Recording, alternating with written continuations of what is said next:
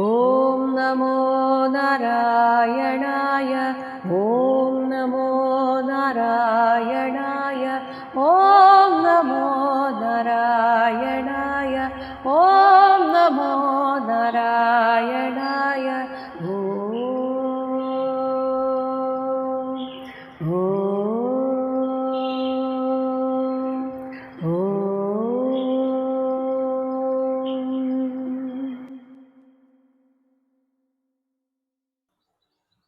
ഈ ഭൂമിയിൽ നമ്മൾ സമ്പാദിക്കുന്നത് മാത്രമല്ല, പുണ്യം സമ്പാദിച്ച് ഒരുപാട് സത്പ്രവൃത്തികൾ ചെയ്ത് ഒരുപാട് യാഗാദികൾ ചെയ്ത് നമ്മൾ സ്വർഗത്തെ പ്രാപിച്ചാൽ പോലും അതും താൽക്കാലികമാണെന്ന് പറയുന്നു 40-ാമത്തെ ശ്ലോകം.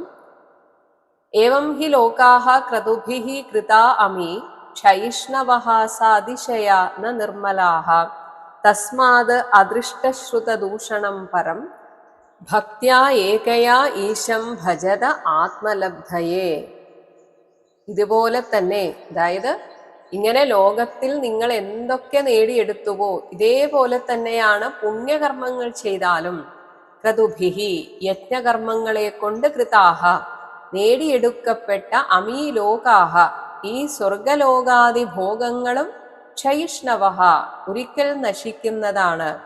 ക്ഷീണേ പുണ്യേ മർത്യലോകം വിശന്തി എന്നാണ്. പുണ്യം ക്ഷയിച്ചാൽ സ്വർഗലോകത്ത് നിന്ന് വീണ്ടും ഭൂമിയിലേക്ക് വരണം. എന്നാൽ അത് ഈ ഭൂമിയേക്കാളും സ അതിശയാഹ കുറച്ച് ഭേദമാണെന്നേ ഉള്ളൂ. താരതമ്യേന മികച്ചവയാണ്, എങ്കിലും അവയെ പൂർണ്ണമായും നിർമ്മലമാണ് എന്ന് പറയാൻ പറ്റില്ല. അതാണ് ന നിർമ്മലാഹ. അത് പൂർണ്ണമായും മാലിന്യമില്ലാത്തവയൊന്നും അല്ല. അതുകൊണ്ടാണല്ലോ ദേവന്മാർക്കും അഹങ്കാരം വരുന്നു, അവരും പല രീതിയിലുള്ള പ്രശ്നങ്ങൾ ഉണ്ടാക്കുന്നു. ദേവേന്ദ്രനൊക്കെ എത്രമാത്രം പ്രശ്നങ്ങൾ ഉണ്ടാക്കിയതായിട്ട് നമ്മൾ കാണുന്നു. അതുകൊണ്ട് ആ ലോകവും പൂർണ്ണമായും മാലിന്യമുക്തമല്ല.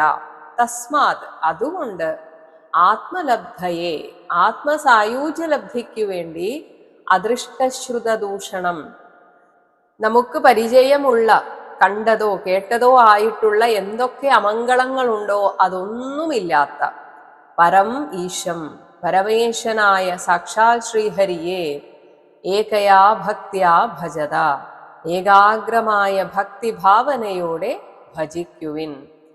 അങ്ങനെ അവനവനെ അറിയുമ്പോൾ അവനവനെ ലഭിക്കുമ്പോഴാണ് അത് യഥാർത്ഥ സായുജ്യമായി തീരുന്നത്.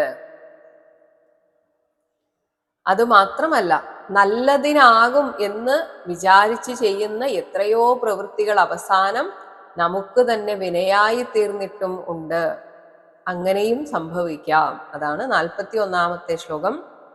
യത് അധ്യർത്ഥ്യ ഇഹ കർമാണി വിദ്വന്മാനി അസകൃത് നരഃ കരോതി അതഃ വിപര്യാസം അമോഘം വിന്ദതേ ഫലം. വിദ്വന്മാനി, എനിക്കെല്ലാം അറിയാം, ഞാൻ എന്ത് ചെയ്താലും അതിനൊരു പൂർണ്ണതയുണ്ടാകും, അത്രയും പെർഫെക്റ്റ് ആയിട്ടേ ഞാൻ എന്തും ചെയ്യുകയുള്ളൂ, ഇങ്ങനെയൊക്കെ അഭിമാനിക്കുന്ന ആളുകളുണ്ട്. ഇങ്ങനെയുള്ള നരഹ മനുഷ്യർ പോലും ഇഹ ഈ ലോകത്തിൽ യത് അധ്യർത്ഥ്യ എന്തെങ്കിലും ഒരു കാര്യം ഉദ്ദേശിച്ച് ഉള്ളിൽ നനച്ച് കർമാണി കർമ്മങ്ങളെ അസകൃത് കരോതി അനവരതം തുടർച്ചയായി ചെയ്തു വരുന്നുവോ അതഹ വിപര്യാസം ഇങ്ങനെ വിചാരിച്ചതിൽ നിന്ന് വിപരീതമായ ഫലത്തെയാണ് അമോഘം വിന്ദതെ ഉറപ്പായും അങ്ങനെയുള്ളവർക്ക് തിരിച്ചടിയാകും ഉണ്ടാവുക. വിപരീതമായ ഫലമായിരിക്കും ഉണ്ടാവുക. അപ്പോൾ ആകെ നിരാശയാകും ഫലം. 42-ാമത്തെ ശ്ലോകം. സുഖായ ദുഃഖമോക്ഷായ സങ്കൽപ്പ ഇഹ കർമ്മിണഃ സദാ ആപ്നോതി ഈഹയാ ദുഃഖം അനീഹായാഹ സുഖാവൃതഃ. ഇഹ കർമ്മിണഃ ഈ ലോകത്തിൽ കർമ്മങ്ങളിൽ ഏർപ്പെട്ടവന്റെ സങ്കൽപ്പഃ ആ സങ്കല്പം എന്നത് സുഖായ സുഖത്തിനും ദുഃഖമോക്ഷായ ദുഃഖമോചനത്തിനും വേണ്ടിയാണ്. ഈ ലോകത്താരും ദുഃഖം വരണം എന്ന് വിചാരിച്ച് ഒരു കാര്യവും ചെയ്യുന്നില്ല. എന്ത് കാര്യവും സുഖത്തിന് വേണ്ടിയാണ്. എന്നാൽ ഈ സുഖം എന്നത് അനീഹായാഹ ഒന്നും ആഗ്രഹിക്കാത്തവനാണ് യഥാർത്ഥത്തിൽ സുഖമുള്ളത്. എന്നാൽ അത് അലസതയാണെന്ന് തെറ്റിദ്ധരിക്കരുത്. എല്ലാറ്റിൽ നിന്നും ഒരു വിരക്തി ഉണ്ടാവുക, തൃപ്തി ഉണ്ടാവുക, അങ്ങനെ സുഖാവൃത. ഈ കർമ്മ വിരക്തി കൊണ്ട് സുഖത്തിലാണ്ടിരിക്കുന്നവൻ, എന്നാൽ ഈഹയ ആസക്തി കൊണ്ട് കർമ്മം ചെയ്താൽ സദാ ദുഃഖം ആപ്നോതി, എന്നേക്കും ദുഃഖത്തെ തന്നെ അനുഭവിക്കുന്നു. കാരണം ഈ ലോകത്തൊന്നും ശാശ്വതമല്ല. അതാണ് നമ്മുടെ ദുഃഖത്തിന് കാരണം. ഈ ഒരു തിരിച്ചറിവ് മാത്രം മതി.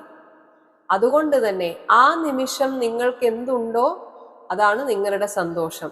അല്ലെങ്കിൽ മറ്റൊരു രീതിയിൽ പറഞ്ഞാൽ, ഓരോ നിമിഷവും നമ്മൾ കടന്നു പോകുന്ന അനുഭവങ്ങളെ നമ്മൾ ഒരു സാക്ഷിയായിട്ട് കണ്ട് അത് അനുഭവിക്കുക, അത്രമാത്രം. ആ അനുഭവത്തിലൂടെ കടന്നു പോവുക. ചില സമയത്ത് ചില ദിവസങ്ങൾ നമുക്ക് ആശുപത്രിവാസത്തിൻ്റെതായിരിക്കും. അന്നേ ദിവസം മനസ്സിൽ ചിന്തിക്കുക, ഇന്ന് ഞാൻ ഈ അനുഭവത്തിലൂടെ കടന്നു പോകുന്നു. അതങ്ങനെ കണ്ടിരിക്കുക. ഒരു സിനിമ കാണുന്നത് പോലെ നമ്മൾ തന്നെ നമ്മുടെ ജീവിതത്തെ ഒരു തിരക്കഥയായിട്ട്, കഥയായിട്ട് കാണുക. ഇത് എളുപ്പമൊന്നുമല്ല പറയുന്നത് പോലെ, പക്ഷെ അങ്ങനെ കണ്ടു നോക്കൂ. അങ്ങനെ വരുമ്പോൾ നാളെ ഇന്നത് സംഭവിക്കട്ടെ എന്നിട്ട് ഞാൻ സന്തോഷിക്കാം എന്നാരും ചിന്തിക്കില്ല. ഇതാ ഈ നിമിഷം, ഇതാണ് സത്യം. ഈ നിമിഷം ഞാൻ എങ്ങനെ ഇരിക്കുന്നു, ഇത് തന്നെ ഞാൻ. ഇപ്പോൾ ഞാൻ ഇതാണ്. ഞാൻ ഇപ്പോൾ ഈ അവസ്ഥയിൽ കൂടെ കടന്നു പോകുന്നു. ചില സമയത്ത് നമ്മൾ നല്ല സന്തോഷ അവസ്ഥയിലായിരിക്കും. നമുക്ക് വേണ്ടപ്പെട്ട എല്ലാവരും കൂടെയുണ്ട്. അവർക്ക് ഭക്ഷണം ഉണ്ടാക്കുന്നു, അവരുടെ കൂടെ ഭക്ഷണം കഴിക്കുന്നു, ചിരിക്കുന്നു, കളിക്കുന്നു. അപ്പോഴും അതിനോടൊന്നും ഒട്ടിപ്പിടിക്കാതെ മനസ്സിൻ്റെ ഉള്ളിൽ നിന്ന് നമ്മൾ പറയണം, ഇതാ ഇതും ഇങ്ങനെ കടന്നു പോവുകയാണ്, ഈ അവസ്ഥയിലൂടെ ഞാൻ ഇങ്ങനെ സഞ്ചരിക്കുകയാണ്, അത്രയേ ഉള്ളൂ. കുറച്ച് കഴിയുമ്പോൾ ഈ അവസ്ഥ മാറും. അപ്പോൾ എന്താണോ അത് ആസ്വദിക്കാൻ പഠിക്കുക. ഇങ്ങനെ ഓരോ നിമിഷത്തെയും അനുഭവങ്ങളിലൂടെ കടന്നു പോകാൻ, എന്നാൽ അതിനോടൊന്നും ഒട്ടിപ്പിടിക്കാതിരിക്കാനുള്ള ഒരു അഭ്യാസമാണ് ആത്മീയത എന്നത്. 43-ാമത്തെ ശ്ലോകം. കാമാൻ കാമയതേ കാമ്യൈഹി യദർത്ഥം ഇഹ പൂരുഷഃ സവൈ ദേഹഃ തു പാരക്യഃ ഭംഗുരഃ യാതി ഉപൈതി ച. ഇഹ പൂരുഷഃ, ഇവിടെ മനുഷ്യർ ഈ ശരീരം കൊണ്ട് ഞാൻ എന്തൊക്കെയോ നേടുന്നു എന്നൊക്കെ വിചാരിച്ച്, യദർത്ഥം ഏതൊന്നിനു വേണ്ടിയാണോ, കാമ്യൈഹി ഓരോ ആഗ്രഹങ്ങൾ വെച്ചുള്ള കർമ്മങ്ങളാൽ തനിക്ക് കിട്ടേണ്ടതായ കാമാൻ ആഗ്രഹങ്ങളെ, കാമയതെ ആഗ്രഹിച്ചുകൊണ്ട് തന്നെ ഇരിക്കുന്നത്, ഇന്നത് ചെയ്താൽ ഇന്നത് കിട്ടും എന്ന രീതിയിൽ പ്രവർത്തിച്ചു കൊണ്ടിരിക്കുന്നത്. ഇങ്ങനെ ഏത് ശരീരത്തെ സന്തോഷിപ്പിക്കാനാണോ ഇതൊക്കെ ചെയ്യുന്നത്, സഹവൈ അതേ ദേഹഹതു ദേഹമാകട്ടെ മരിച്ചു കഴിഞ്ഞാൽ പലർക്കും ഭക്ഷണമാകാനുള്ളതാണ്. അതായത് ഒന്നുകിൽ അഗ്നിക്ക് അല്ലെങ്കിൽ പുഴുക്കൾക്ക്, ഇനി അല്ല അനാഥ ശവമൊക്കെ ആണെങ്കിൽ വല്ല കുറുക്കനോ നരിക്കോ, ഇങ്ങനെ പാരക്യഹ ഭംഗുരഹ മറ്റു ജന്തുക്കൾക്ക് തീറ്റയായി തീർന്ന് തകർന്ന് യാതി വിട്ടുപോകുന്നു. എന്നാൽ വീണ്ടും ഉപയാതിച്ച വീണ്ടും ഈ ഭൂമിയിലേക്ക് വരികയും ചെയ്യുന്നു. ഇങ്ങനെ വരികയും പോവുകയും ചെയ്യുന്ന ഈ ശരീരത്തെ നിങ്ങൾ എങ്ങനെയൊക്കെ സന്തോഷിപ്പിക്കാൻ ശ്രമിച്ചാലും അതിനൊന്നും ഒരു സ്ഥിരതയും ഇല്ല. അപ്പം നമ്മുടെ ശരീരത്തെ സന്തോഷിപ്പിക്കാൻ പോലും നമുക്ക് സാധിക്കില്ല എങ്കിൽ പിന്നെ നമ്മുടേതെന്ന് പറയുന്ന, എന്ന് വിചാരിക്കുന്ന, എന്നാൽ നമ്മുടെ ശരീരത്തിൽ നിന്നും ഭിന്നമായ ഭാര്യ മക്കളെയൊക്കെ സന്തോഷിപ്പിക്കാൻ നമുക്ക് സാധിക്കുമോ? 44-ാമത്തെ ശ്ലോകം. കിമു വ്യവഹിത അപത്യധാരാകാര ധനാദയഃ രാജ്യം കോശ ഗജ അമാത്യ ഭൃത്യാപ്ത മമതാസ്പദാഃ. വ്യവഹിത അപത്യധാരാകാര ധനാദയഃ, ദേഹത്തിൽ നിന്ന് വിട്ടു നിൽക്കുന്ന, അവരൊന്നും നമ്മുടെ ദേഹമല്ല, എൻ്റെ എന്ന തോന്നലാണ്. ഇങ്ങനെയുള്ള സന്താനങ്ങൾ, ഭാര്യ, ഭവനം, ധനധാന്യങ്ങൾ, രാജ്യം, കോശം അതായത് ഖജനാവ്, ഗജം ആനകൾ, ഇത് ഒരു രാജാവിനെ സംബന്ധിച്ചാണെങ്കിൽ അമാത്യന്മാർ, ഭൃത്യന്മാർ, ആപ്തന്മാർ, ബന്ധുമിത്രാദികൾ, ഇതെല്ലാം മമതാസ്പദാഹ എന്റേത് എന്ന തോന്നലിൽ നിന്നുണ്ടാകുന്നതാണ്. അവർക്ക് വേണ്ടിയാണ് ഞാൻ ജീവിക്കുന്നത്, അവരെ സന്തോഷിപ്പിക്കാനാണ് ഞാൻ ജീവിക്കുന്നത്.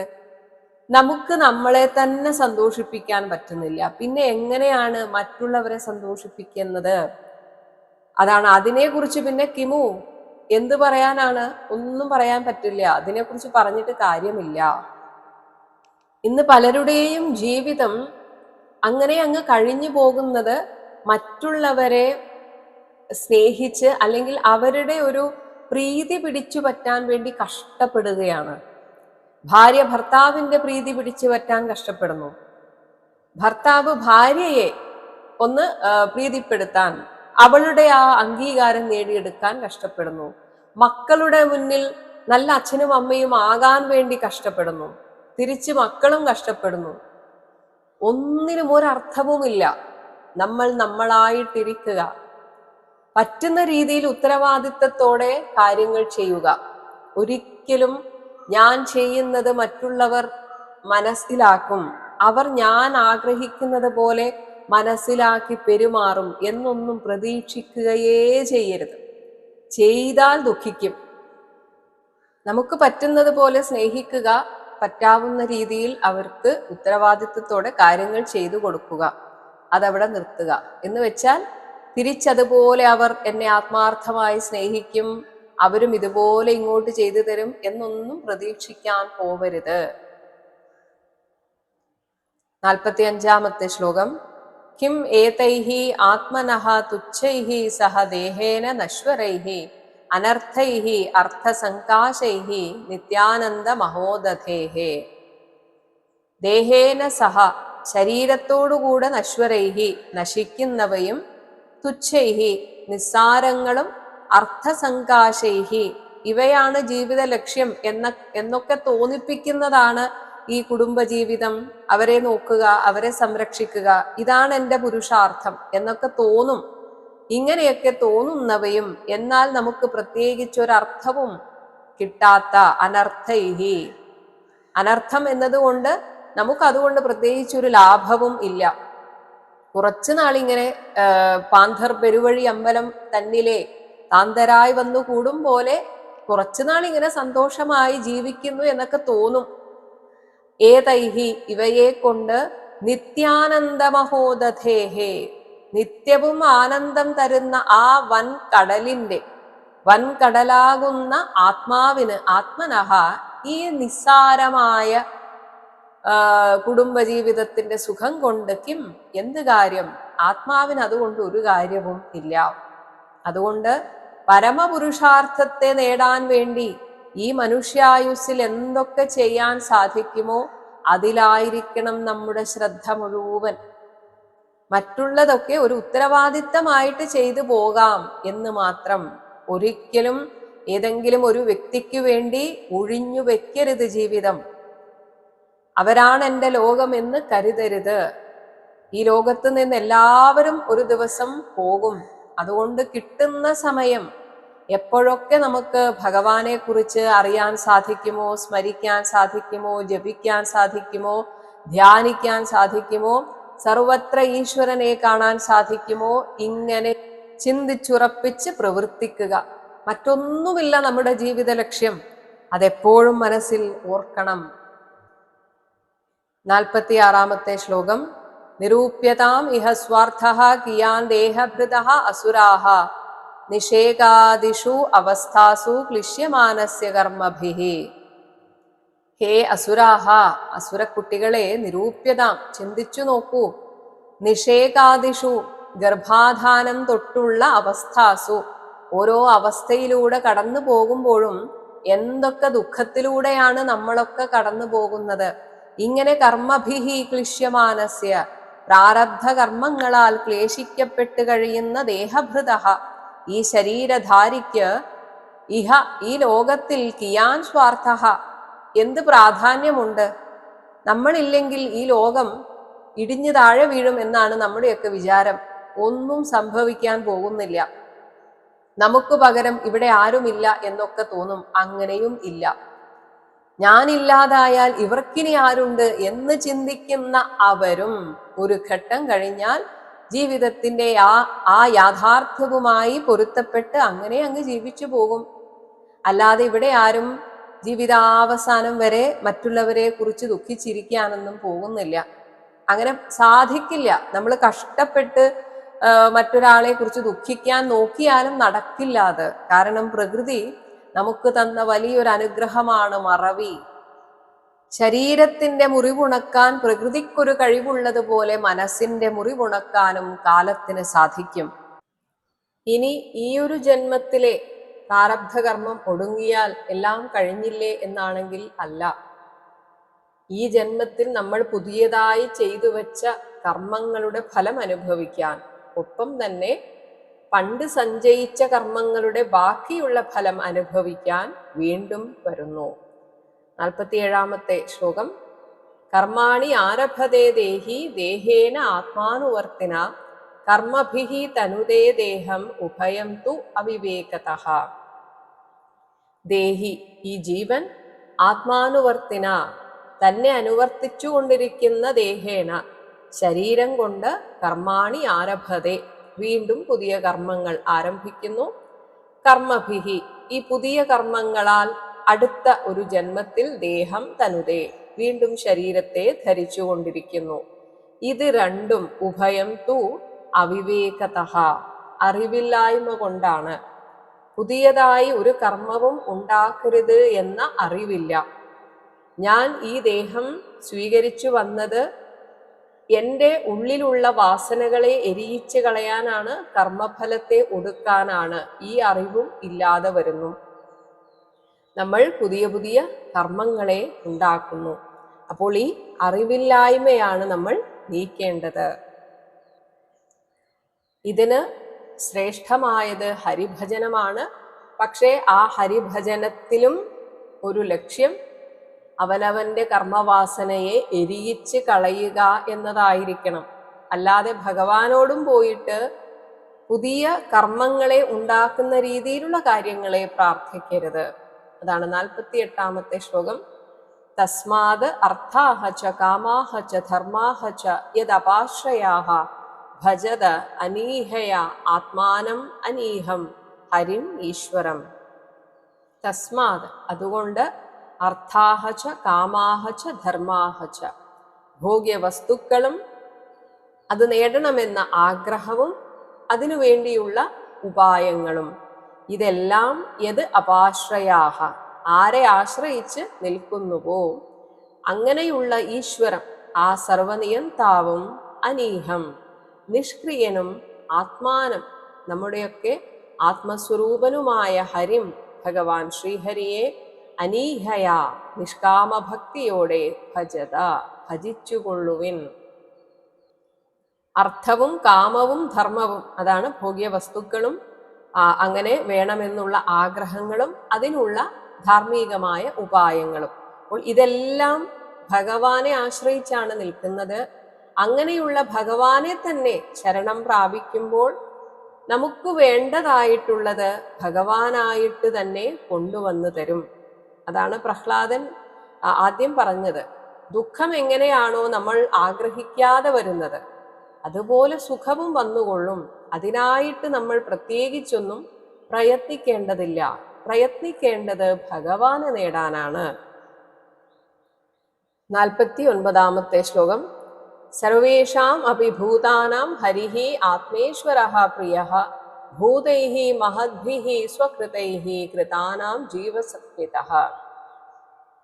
ഭഗവാൻ ശ്രീഹരി സർവേഷാം ഭൂതാനാം അപി സമസ്ത പ്രാണികളുടെയും ആത്മാവും പ്രിയങ്കരനുമാകുന്നു. അങ്ങനെയുള്ള ആ ഭഗവാൻ സ്വകൃതൈഹി തന്നാൽ സൃഷ്ടിക്കപ്പെട്ട മഹദ്ഭിഹി ഭൂതൈഹി പൃഥിവ്യാദി പഞ്ചമഹാഭൂതങ്ങളാൽ കൃതാനാം നിർമ്മിതങ്ങളായ അവയുടെ അന്തര്യാമിയായിട്ട് ജീവസത്നിതഃ ജീവൻ എന്ന പേരിൽ എല്ലാവരുടെയും ഉള്ളിൽ ആ ഭഗവാൻ തന്നെ കുടിയിരിക്കുന്നു.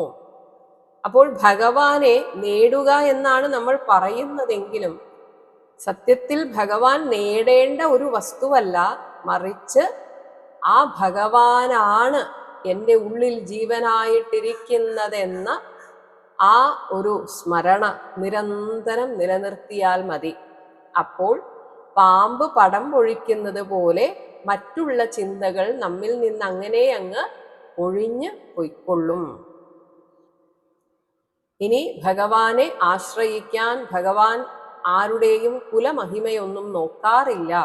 അതുകൊണ്ട് അസുരക്കുട്ടികളെ നിങ്ങൾക്കും ഭജിക്കാം എന്ന് പറയുന്നു. 50-ാമത്തെ ശ്ലോകം. ദേവഃ അസുരഃ മനുഷ്യഃ വാ യക്ഷഃ ഗന്ധർവയേവ ച ഭജത് മുകുന്ദചരണം സ്വസ്തിമാൻ സ്യാത് യഥാ വയം. ദേവഃ അസുരഃ മനുഷ്യഃ യക്ഷഃ ഗന്ധർവഃ ഏവ ച. ഇവരിൽ ആരായിരുന്നാലും മുകുന്ദചരണം ഭജൻ, ഭഗവാന്റെ തൃപ്പാദത്തെ ഭജിക്കുന്നവൻ വയം യഥ. ഇവിടെ വയം എന്നാൽ നമ്മളെ എന്ന് ബഹുവചനത്തിലാണ് പറഞ്ഞതെങ്കിലും പ്രഹ്ലാദൻ തന്നെയാണ് ഉദാഹരണമായി കാണിക്കുന്നത്. ദാ നോക്കൂ, എന്നെപ്പോലെ സ്വസ്തിമാൻ സ്യാദ്, ക്ഷേമവാനായി ഭവിക്കുന്നതാണ്. കാരണം നമ്മളെ തന്നെ ഒരു ഉദാഹരണമായി കാണിച്ചു കൊടുക്കുമ്പോൾ അതിൽ പരം ഒരു ദൃഷ്ടാന്തം വേറെയില്ല. ഇനി ഭഗവാനെ നേടാൻ ശുദ്ധമായ ഭക്തി ഒന്നു മാത്രം മതി എന്ന് തറപ്പിച്ച് പറയുകയാണ് 2 ശ്ലോകങ്ങളിലൂടെ. ന അലം ദ്വിജത്വം ദേവത്വം ഋഷിത്വം വാ അസുരാത്മജാഹ പ്രീണനായ മുകുന്ദസ്യ ന വൃത്തം ന ബഹൂജ്ഞത. 52. ന ദാനം ന തപഃ ന യുജ്യ ന ശൗചം ന വ്രതാനി ച പ്രീയത്തെ അമലയാ ഭക്ത്യാ ഹരിഹി അന്യത് വിഡംബനം. ഹേ അസുരാത്മജാഹ, അസുരപുത്രന്മാരെ, മുകുന്ദസ്യ പ്രീണനായ ഭഗവാൻ നമ്മിൽ പ്രീതനാകാൻ നമുക്ക് ദ്വിജത്വം, ബ്രാഹ്മണത്വം അത് വേണമെന്നില്ല. ദേവത്വം, ഋഷിത്വം ന അലം, ഇതൊന്നും വേണമെന്നില്ല. വൃത്തം ന, ഇനി അയാൾ ഒരു സദാചാര വൃത്തനാണോ? അതായത് അതുവരെ വാൽമീകിയുടെ ഒക്കെ പൂർവ ആശ്രമം പോലെ, പൂർവാശ്രമത്തിൽ അദ്ദേഹം എങ്ങനെയായിരുന്നോ സദാചാരവൃത്തൻ അല്ലാതെ കഴിഞ്ഞത്, എന്നിട്ടും രാമശബ്ദത്താൽ എങ്ങനെ ഋഷിത്വം ലഭിച്ചുവോ, അപ്പോൾ അതുവരെ നിങ്ങൾ എന്ത് ചെയ്തു എന്നത് ഭഗവാന് വിഷയമല്ല. എന്നു മുതൽ ഭഗവാനെ വിളിച്ചു തുടങ്ങിയോ അന്നു മുതൽ ഭഗവാന്റെ ആ പ്രീതിക്ക് അയാൾ പാത്രമാകും. അതുവരെ എന്ത് ചെയ്താലും. അതാണ്, സദാചാരം പോലും ഭഗവാൻ നോക്കുന്നില്ല. ഇനി ബഹൂജ്ഞത, ഒരുപാട് വേദങ്ങൾ, വേദാംഗങ്ങൾ, ഉപനിഷത്തുക്കൾ ഇതൊക്കെ പഠിച്ചിട്ടുള്ള ബഹുവിഷയജ്ഞാനം അതൊന്നും ആവശ്യമില്ല. ഇനി നിങ്ങൾ ആർക്കെങ്കിലും ദാനം കൊടുത്തിട്ടുണ്ടോ? അതും ഭഗവാൻ നോക്കുന്നില്ല. തപഹന, തപസ് വേണ്ട. യജ്ഞാന, യജ്ഞം വേണ്ട. ശൗചം ന, ശുദ്ധി പോലും ഭഗവാൻ നോക്കുന്നില്ല. എന്ന് വെച്ചാൽ ശരീരശുദ്ധി. വ്രതാനി ച ന, വ്രതങ്ങളും വേണ്ട. അമലയാ ഭക്തിയ, വിശുദ്ധമായ ഭക്തിയാൽ ഹരിഹി പ്രിയത്തെ, ഭഗവാൻ ശ്രീഹരി പ്രസാദിക്കുന്നു. ബാക്കിയുള്ളതെല്ലാം ഒരു പക്ഷേ അഹങ്കാരത്തോടുകൂടെ അല്ലെങ്കിൽ അഭിമാനത്തോടുകൂടെയാണ് ചെയ്യുന്നതെങ്കിൽ അന്യത് വെറും വിഡംബനം, ഒരു നാട്യമാണ്, ഒരു ഷോ ആണ്. ഞാൻ ഇങ്ങനെയൊക്കെ ചെയ്യുന്നു, ഞാൻ ദാനം ചെയ്യുന്നു, ഞാനിത് വ്രതമെടുക്കുന്നു, ഞാൻ ഇന്നതൊക്കെ സ്തുതിക്കാറുണ്ട്, ഞാൻ ക്ഷേത്രത്തിൽ പോകാറുണ്ട്, അങ്ങനെ ചെയ്യാറുണ്ട്, ഇങ്ങനെ ചെയ്യാറുണ്ട്, ഇങ്ങനെയുള്ള ഈ പ്രദർശനം അതാണ്, അത് വെറും നാട്യമാണ്. നമ്മുടെ ഭക്തി നമ്മുടെ മനസ്സിൻ്റെ അടക്കമാണ്. അതാരെയും കാണിക്കാനുള്ളതല്ല. അത് ഭഗവാന് മാത്രം മനസ്സിലാകേണ്ട ഒന്നാണ്. അതുകൊണ്ട് അത് നാട്യമല്ല. ആരെങ്കിലും ആ രീതിയിൽ നടിക്കുന്നുണ്ടെങ്കിൽ അത് ഭക്തിയും അല്ല. 53-ാമത്തെ ശ്ലോകം. തതഃ ഹരൗ ഭഗവതി ഭക്തിം കുരുത ദാനവാഹ ആത്മൗപമ്യേന സർവത്ര സർവഭൂതാത്മനി ഈശ്വരേ. തതഃ, അതുകൊണ്ട് ശുദ്ധമായ ഭക്തി മാത്രം മതി എന്നതിനാൽ ഹേ ദാനവാഹ, അസുരന്മാരെ, സർവത്ര എല്ലാറ്റിലും ആത്മൗപമ്യേന ആത്മസമഭാവനയോടെ സർവഭൂതാത്മനി സർവചരാചരങ്ങളുടെയും അന്തര്യാമിയായിട്ടും ഈശ്വരെ സർവനിയന്താവായിട്ടും ഭഗവതി സർവഗുണം ഒത്ത് ചേർന്നവനായും ഇരിക്കുന്ന ഹരവും ഭഗവാൻ ശ്രീഹരിയിൽ ഭക്തിം കുറുത, ഭക്തിയെ അർപ്പിക്കുവിൻ. അതുമാത്രമാണ് എനിക്ക് നിങ്ങളോട് പറയാനുള്ളത്. ഇനി നേരത്തെ പറഞ്ഞ കാര്യത്തെ ഒന്നുകൂടെ ഉറപ്പിക്കാൻ പറയുന്നു. നമ്മുടെ കുലം ഭഗവാൻ നോക്കുന്നില്ല, നമ്മുടെ യോഗ്യത നോക്കുന്നില്ല, ഒന്നും നോക്കുന്നില്ല എന്നതിന് ഒരുപാട് ഉദാഹരണങ്ങൾ ഉണ്ടല്ലോ എന്ന് പല ജാതിയിൽപ്പെട്ടവരെ കുറിച്ച് പറഞ്ഞ് ഉപസംഹരിക്കുന്നു. 54-ാമത്തെ ശ്ലോകം. ദൈതേയാഹ യക്ഷരക്ഷാംസി സ്ത്രീയഃ ശൂദ്രാഃ വ്രജൗകസഃ ഖഗാഃ മൃഗാഃ പാപജീവാഃ സന്തി ഹി അച്യുതതാം ഗതാഃ. നമ്മൾ എത്രയോ കഥകൾ കേട്ടിട്ടില്ലേ എന്ന രീതിയിൽ ദൈതേയാഹ ഭഗവാന്റെ പ്രിയഭക്തരായിട്ടുള്ള അസുരന്മാരുണ്ടായിട്ടുണ്ട്, യക്ഷരക്ഷാംസി യക്ഷന്മാരുണ്ടായിട്ടുണ്ട്, രാക്ഷസന്മാരുണ്ടായിട്ടുണ്ട്. വിഭീഷണൻ ഉദാഹരണമാണ്. സ്ത്രീയാഹ സ്ത്രീകൾ എത്രയോ ഉണ്ടായിട്ടുണ്ട്, ശൂദ്രാഹ ശൂദ്രജാതി എന്ന് നമ്മൾ കരുതുന്ന അത്തരം കുലങ്ങളിൽ ഉണ്ടായിട്ടുണ്ട്, വ്രജൗകസഹ ഗോപന്മാർ അതായത് അജ്ഞാനികൾ. നേരത്തെ പറഞ്ഞു വലിയ പാണ്ഡിത്യമൊന്നും വേണ്ട. അപ്പോൾ അക്ഷരം പോലും പഠിക്കാത്ത ഗോപന്മാർക്ക് ഗോപികമാർക്ക് ഭഗവാനെ കിട്ടിയിട്ടുണ്ടല്ലോ. ഖഗാഹ പക്ഷികൾ, മൃഗാഹ പാപജീവാഹ അച്യുതതാം ഗതാഹ. ഇങ്ങനെ എല്ലാവരും ഭഗവാനെ പ്രാപിച്ചിട്ടുള്ളതായിട്ട് സന്തിഹി ഉണ്ടല്ലോ. അപ്പോൾ ഈ ഗോപന്മാരുടെയൊക്കെ കഥകൾ ഒരു പക്ഷേ പല പുരാണങ്ങളിലും പല യുഗത്തിൽ നടന്ന കാര്യങ്ങളാണ് പലപ്പോഴും പുരാണങ്ങളിലൂടെ പരാമർശിക്കുന്നത്. അങ്ങനെ കേട്ടതാകാം. കാരണം നമ്മൾ ഭാഗവതം പഠിക്കുമ്പോൾ പ്രഹ്ലാദന്റെയൊക്കെ കാലം കഴിഞ്ഞിട്ടാണ് ഗോപന്മാരൊക്കെ വരുന്നത്. 55-ാമത്തെ ശ്ലോകം. ഏതാവാൻ ഏവ ലോകേ അസ്മിൻ പുംസഃ സ്വാർത്ഥഃ പരഃ സ്മൃതഃ ഏകാന്തഭക്തിഃ ഗോവിന്ദേ യത് സർവത്ര തദീക്ഷണം. ഗോവിന്ദേ അങ്ങനെയുള്ള ആ പരമാത്മാവിൽ ഏകാന്തഭക്തി ഏകനിഷ്ഠമായ ഭക്തി ഉറക്കുക. ഏതാവാനേവ ഇത്രയേ വേണ്ടൂ, ഇത്രമാത്രമാണ് അസ്മിൻ ലോകേ ഈ പ്രപഞ്ചത്തിൽ പുംസഃ ജീവന്റെ പരഃ സ്വാർത്ഥഃ സ്മൃതഃ ഏറ്റവും പ്രധാനമായിട്ടുള്ള ഒരു ലക്ഷ്യമായി കരുതപ്പെടുന്നത്. യത് ഇനി ഭക്തി എന്ന് വെച്ചാൽ എന്താണ്? സർവത്ര എല്ലാറ്റിലും എല്ലായ്പ്പോഴും തദീക്ഷണം ഭഗവാനെ ദർശിക്കുക എന്നതാണ് ഭക്തി. അതാണ് ഭക്തി വേണം എന്ന് പറഞ്ഞു. എന്താണ് ഭക്തി എന്നും കൂടെ പറഞ്ഞു വെക്കുകയാണ്. സർവത്ര എല്ലാവരിലും ഈശ്വരനെ കാണാൻ സാധിക്കുക. കാരണം ഭഗവാൻ ഇതൊന്നും നോക്കുന്നില്ല. അവൻ ദൈത്യനാണോ രാക്ഷസനാണോ ഇതൊന്നും ഭഗവാൻ നോക്കുന്നില്ല. അവൻ ഏത് കുലത്തിൽ ജനിച്ചതാണോ ഒന്നും നോക്കാതെ എല്ലാവരെയും ഭഗവാൻ ചേർത്ത് പിടിക്കുന്നത് പോലെ ഒരു ഭക്തനും എല്ലാവരെയും ചേർത്ത് പിടിക്കണം. അപ്പോഴേ അവൻ ഭക്തനാകുന്നുള്ളൂ. ഇത് ശ്രീമദ്ഭാഗവതേ മഹാപുരാണേ പാരമഹംസ്യാം സംഹിതായാം സപ്തമസ്കന്ധേ പ്രഹ്ലാദചരിതേ ദൈത്യപുത്ര അനുശാസനം നാമ 7-മോ അധ്യായഃ. സർവത്ര ഗോവിന്ദ നാമ സങ്കീർത്തനം ഗോവിന്ദ ഗോവിന്ദ. ഹരേ രാമ ഹരേ രാമ ഹരേ രാമ രാമ ഹരേ കൃഷ്ണ ഹരേ കൃഷ്ണ ഹരേ കൃഷ്ണ കൃഷ്ണ ഹരേ രാമ ഹരേ രാമ ഹരേ രാമ രാമ ഹരേ കൃഷ്ണ ഹരേ കൃഷ്ണ ഹരേ കൃഷ്ണ കൃഷ്ണ ഹരേ രാമ രാമ ഹരേ കൃഷ്ണ കൃഷ്ണ ഹരേ രാമ രാമ ഹരേ കൃഷ്ണ കൃഷ്ണ.